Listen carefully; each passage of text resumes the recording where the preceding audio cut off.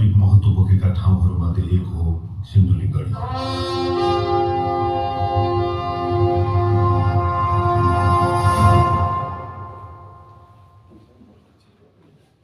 ऐतिहासिक र पुरातात्विक मात्र नभएर सामरिक महत्त्व समेत बोकेको यस ठाउँको आर्थिक एवं सुरक्षाको दृष्टिकोणबाट विशेष महत्त्व रहेको बुझ्न सकिन्छ। व्यापारिक प्रयोजनको लागि कुनै समय स्थानीय र उत्तर भारतवर्षका व्यापारीहरूले काठमाडौँ उपत्यकाका साथै तिब्बतसम्म आफ्नो व्यापार फैलाउन यस क्षेत्रलाई बाटोको रूपमा प्रयोग गरेको इतिहासविद बताउनुहुन्छ। त्यतिखेर तपाईलाई मल्लकालमा चाहिँ त्यो नर्दर्न इन्डियाको नर्दर्न पार्टबाट, जस्तो अहिले हामी चाहिँ बिहार भन्छौँ होइन, त्यो बिहार त्यो एउटा ठुलो बस्ती बजारबाट चाहिँ काठमाडौँसम्म आउने र त्यस पछाडि हामी टिबेटको मार्केटसम्म पुग्ने, टिबेटसम्म पुग्नु सक्ने चाहिँ बाटो, त्यो बाटोमा चाहिँ ठ्याक्क त्यो नाका चाहिँ यो सिन्धुलीगढी पर्छ।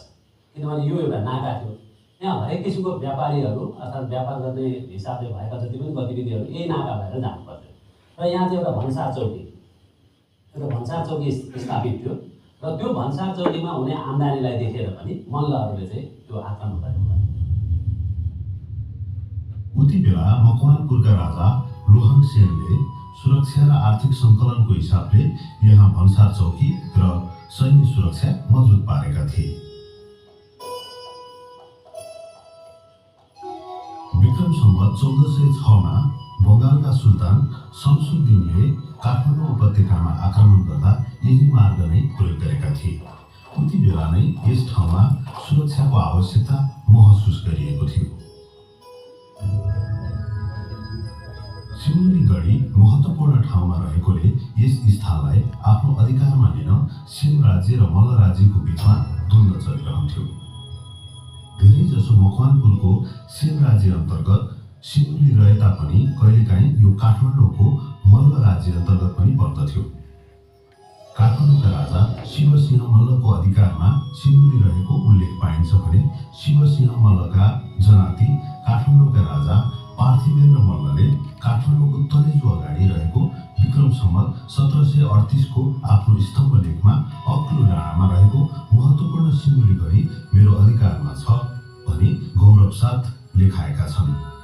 अब यसको ऐतिहासिक प्रमाण भनेको त अब यसको चाहिँ इन्स्क्रिप्सनहरू, जस्तो यो शिलालेखहरू चाहिँ तलेजु भवानी अगाडि एउटा इन्स्क्रिप्सन छ, त्यसमा चाहिँ लेखिएको छ यसरी चाहिँ पहाडको टुप्पामा रहेको सिन्धुलीगढी आफ्नो बनाउनु भयो भनेर काठमाडौँको राजालाई चाहिँ रेफरेन्स दिएको त्यो इन्स्क्रिप्सन स्टिल त्यहाँ छ। काठमाडौँको तलेजुको वर्षमा महानवमीको दिन एक दिन मात्र सर्वसाधारणको लागि खुल्छ। त्यहाँ विक्रम सम्वत 1738 को काठमाडौँका राजा पार्थिवेन्द्र मल्ल, उनी प्रसिद्ध राजा प्रताप मल्लका छोरा हुन्, उनको शिलालेख छ। उनी के भन्छन् भने मध्ये शृङ्गम लसन्तम शिखरिणी सिन्धुली दुर्गम अत्यन्त दुर्गम, चुचुरोमा बसेको जान गाह्रो त्यस्तो सिन्धुली दुर्ग अर्थात् किल्ला मेरो कब्जामा छ भनेर उनी गौरव साथसाथ प्रकट गर्छन्। विक्रम सम्वत 1871 देखि 1872 मा राजा गिर्वाण युद्ध वीर विक्रम शाहको पालामा अङ्ग्रेजसँग युद्ध हुँदा यस गढीलाई एकदमै मजबुत बनाइएको थियो। विक्रम सम्वत 1956 मा प्रधानमन्त्री वीर शमशेरको पालामा बम वीर विक्रम सिंह कुँवरले 14 वटा ढोका र 56 वटा झ्याल भएको भव्य दरबारको निर्माण गरेका थिए। राणा शासनकालमा यो ठाउँ त्यस क्षेत्रको सदरमुकामको रूपमा रहेको थियो। मुख्य प्रशासनिक कार्य यहीँबाट सञ्चालन हुन्थ्यो। विक्रम सम्वत 2019 मा त्यहाँ रहेको सिन्धुलीगढी दरबारमा सेना, प्रहरी चौकी र कारागार मात्र राखी अन्य प्रशासनिक कार्य सिन्धुलीमाढीमा सारियो। विक्रम सम्वत 2029 मा कारागार पनि सदरमुकाममै सारियो।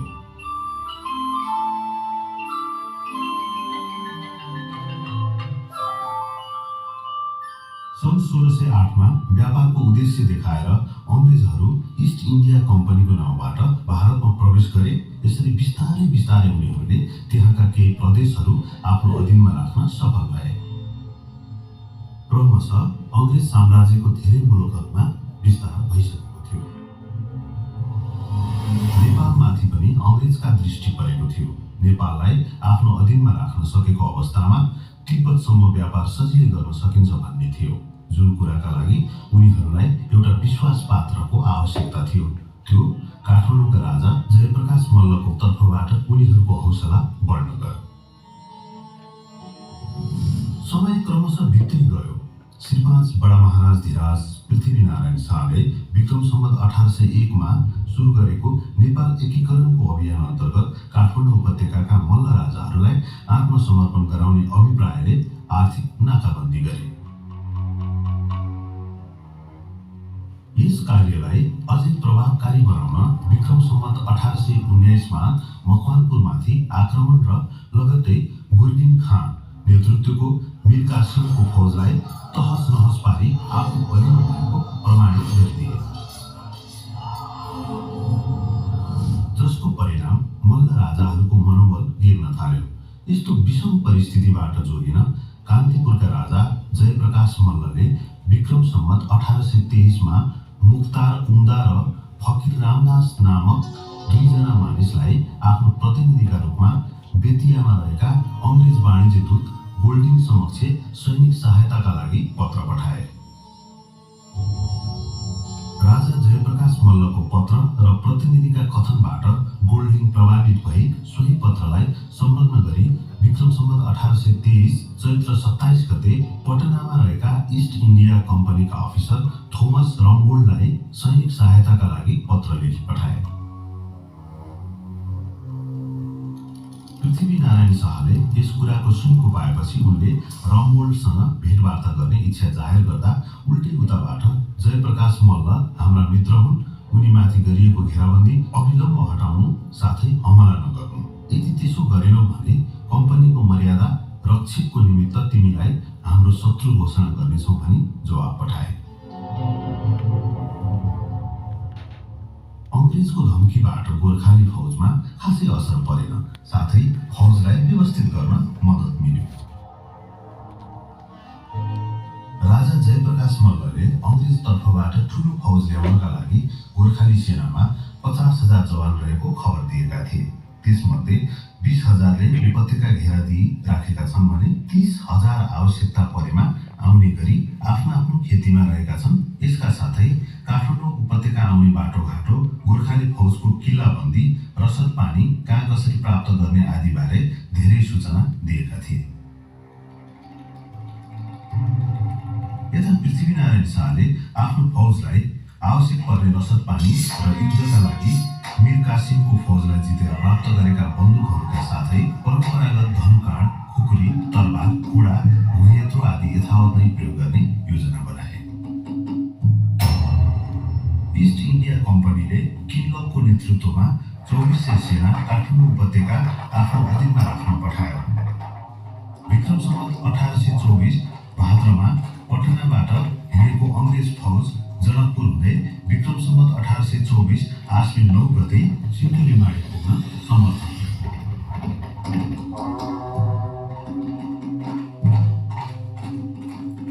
आफूले पाएको सूचनाको आधारमा नेपालको तराईमा पसेपछि रसद मिल्छ भनी किनलक ढुक्क थिए, त्यो चाहिँ भएन।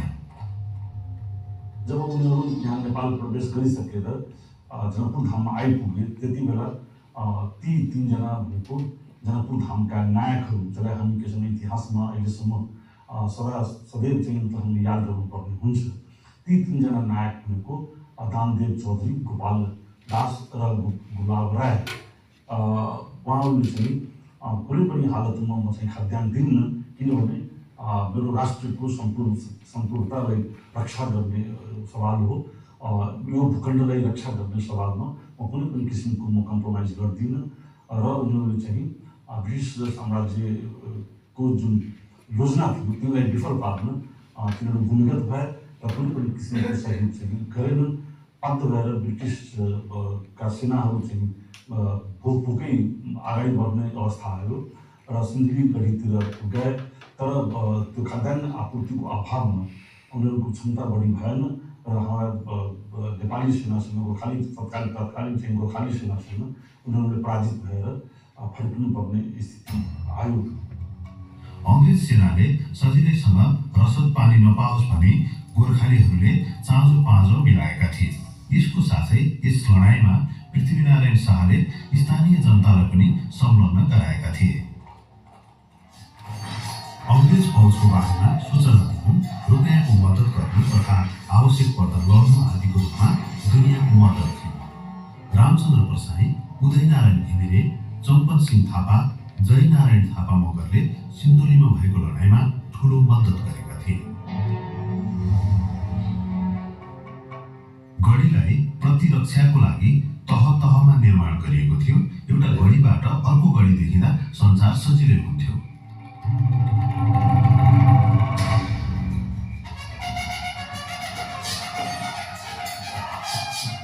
नेपाल तर्फबाट गोर्खाली फौज सरदार वंशी गुरुङ र काजी श्रीहर्ष पन्तको नेतृत्वमा ढुङ्गेबासमा र काजी वंशराज पाणे र खजान्ची वीरभद्र उपाध्यायको नेतृत्वमा ओगगढीमा अगाडि बढेको थियो। यसरी दुवै तर्फबाट अगाडि बढेको फौजले किन्लकको नेतृत्वमा आएको 2400 सेनालाई घेराबन्दी गरी आक्रमण गर्यो। खुकुरी, घोडा, धनुकाँड, नेत्र जस्ता हतियारबाट त्यो युद्ध लडिएको थियो। युद्ध भीषण भएको अनुमान गर्न सकिन्छ। एकातर्फ गोर्खाली फौज, अर्कोतर्फ प्राकृतिक रूप जमिन अरेन्जा समेतले पनि गोर्खाली फौजलाई साथ दियो। युद्धमा धेरै अङ्ग्रेज सेना मारिए, कोलाहल भयो। त्यसमध्ये 800 सेना मात्र ज्यान जोगाएर भाग्न सफल भए। युद्धमा अङ्ग्रेज सेनाले प्रयोग गर्ने बन्दुक र तोप समेत गोर्खाली फौजले हात पार्यो। त्यस युद्धलाई ऐतिहासिक रूपमा कसरी हेर्न सकिन्छ? गोर्खालीहरूले चाहिँ के गरे भनेदेखि सबभन्दा पहिलो त उनीहरूको स्ट्राटेजी कहाँनिर चाहिँ उनीहरूले निश्चय गरेको थियो कि त्यो चाहिँ सिन्धुली गढीको बाटो हुन्छ। किनभने त्यतिखेर नेपालभित्र बस्ने अरू रुटहरू पनि थिए होइन। तर सिन्धुली गढीबाट आउँछ भन्ने कुरो उहाँहरूले त्यो पत्ता लगाउनु चाहिँ त्यो एउटा एकदमै ठुलो एक्सर्साइज उहाँहरूले गर्नुभयो, गोर्खालीहरूले गरेका छन्। सिन्धुली गढीबाट आउने भन्ने बित्तिकै त्यसभन्दा पछाडि उहाँहरूले चाहिँ अरू स्ट्राटेजिक उपायहरू चाहिँ अप्नाउनु थाल्नुभयो। जस्तो गोर्खाली सेनाहरूले चाहिँ आफूले एउटा चाहिँ त्यो त्यहाँको ग्रिनरीसँगै मिल्ने खालको चाहिँ क्यामोफ्लेज लगाएर त्यहाँ लुकेर बसेका थिए। त्यो अप्ठ्यारो ठाउँमा जब चाहिँ इस्ट इन्डिया कम्पनीको सेना त्यहाँ आइपुगे, उनीहरूले 81 उनीहरूमा चाहिँ असर गरे र त्यो जुन उनीहरूको कल्पना गर्न भएको तयारी थिएन, तयारी उनीहरू त्यहाँबाट छाडेर गए। फाइनल त्यो हार चाहिँ त्यो सिन्धुली गढी यो काठगोड पासमा भएको छ। त्यस बेलाको जुन नेपाली एकीकरण पृथ्वीनारायण शाहले विक्रम सम्वत 15 गते नुवाकोट विजय गरेर सुरु गरेका थिए र उनका पिता पुर्खाको गर्ने हो भने विक्रम सम्वत 1616 आज 25 गते द्रव्य शाहले सुरु गरेका थिए। त्यो नेपाल एकीकरण रोकिन्थ्यो, यहाँ अङ्ग्रेजको दबदबा हुन्थ्यो, अरू जस्तै हुन्थ्यो। र आज हामी नेपालीहरू जुन ढङ्गको भए पनि आज स्वतन्त्र नेपालीको रूपमा जुन बाँच्न पाइरहेका छौँ, सिन्धुली प्रदेशको दृष्टिकोणले मात्रै महत्त्व होइन।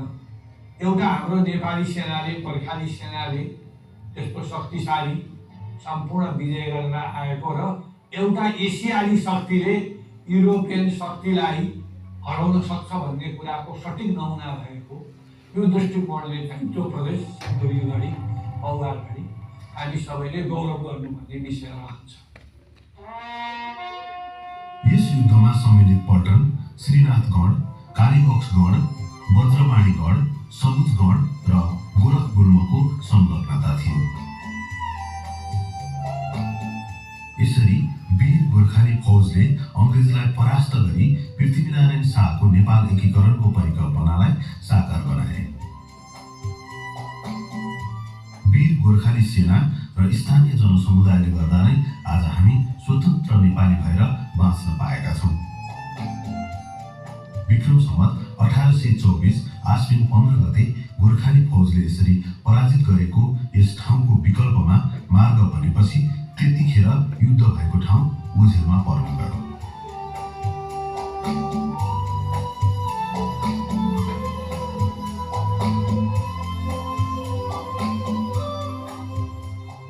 हाल यस क्षेत्रमा रहेको पुरानो दरबार भत्केर गएको हुँदा स्थानीय निकायको पहलमा सोही अनुरूप बनाउनका लागि निर्माण कार्य भइरहेको छ। हामीले सिन्धुलीगढीलाई यो मानेमा हेरेका छौँ कि ऐतिहासिक रूपमा हेर्दाखेरि जुन काहीँ कसैले कतै नहराएको अङ्ग्रेज सेनालाई हराउन सफल सिन्धुलीगढीको यो इतिहासलाई राख्नुपर्छ र यो इतिहास जीवित हुनुपर्छ भन्ने मान्यताका साथ हामीले सिन्धुलीगढी दरबारको निर्माण गर्न लागेका हौँ र यसमा जे हिजोको थियो गढी दरबार त्यही हिसाबले पुरातत्व विभागले यसको निर्माण गरेको छ र त्यसकारणले गर्दा हिजोको जुन गढीको दरबार थियो त्यही दरबार आज बन्दैछ। यहाँ यातायातको सुविधा हुन थाले पश्चात स्थानीय र सरकारको पनि चासो बढ्न गयो र पुनः यस ठाउँको संरक्षण, सम्वर्धन र प्रवर्धनको लागि 2076 कार्तिक 24 गतेका दिन प्रधान सेनापति पूर्णचन्द्र थापाको गढीहरूको संरक्षण र सम्वर्धनको योजना अनुसार सैनिक युद्ध सङ्ग्रहालयको शिलान्यास भयो। नेपाल सरकारको नीति तथा कार्यक्रम र प्रधान सेनापतिको कमान्ड मार्गदर्शन 2075 अनुसार ऐतिहासिक गढी किल्ला संरक्षण र प्रवर्धन अनुरूप नेपाली सेनाले सिन्धुलीगढी युद्ध सङ्ग्रहालय निर्माण गरेको हो र यस सङ्ग्रहालयमा आगन्तुकहरू प्रवेश गरिसकेपछि तत्कालीन समयमा भएको गोर्खाली फौज र इस्ट इन्डिया कम्पनी बीचको लडाईँ के कसरी भएको थियो भनी इतिहासको बारे प्रष्ट रूपमा जानकारी पाएर जानुहुनेछ र सिन्धुलीगढी युद्धलाई असाइमेट्रिक वारफेयरको क्लासिक एक्जाम्पलको रूपमा पनि लिन सकिन्छ। नेपाली सेनाले यस्ता ऐतिहासिक धरोहरको संरक्षण र प्रवर्धनको लागि सधैँ कटिबद्ध भइरहेको जानकारी गराउँछ।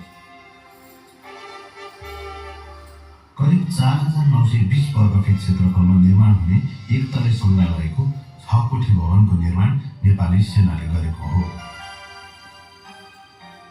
यहाँ त्यस बेला गोर्खाली फौज र स्थानीय राष्ट्रभक्तहरूले प्रयोग गरेका हात हतियार र पोसाक लगायत पुरातात्विक वस्तुहरू प्रदर्शनमा राखिएका छन्। यसका साथै खुल्ला डबली पनि यहाँ निर्माण गरिएको छ।